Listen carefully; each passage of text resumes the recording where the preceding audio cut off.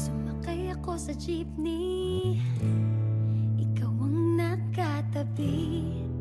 Hindi makapaniwala,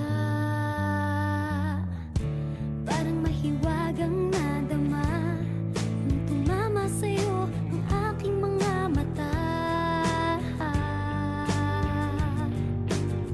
At nagsiksikan na dahil tumigil ang jeepney sa tapat ng square.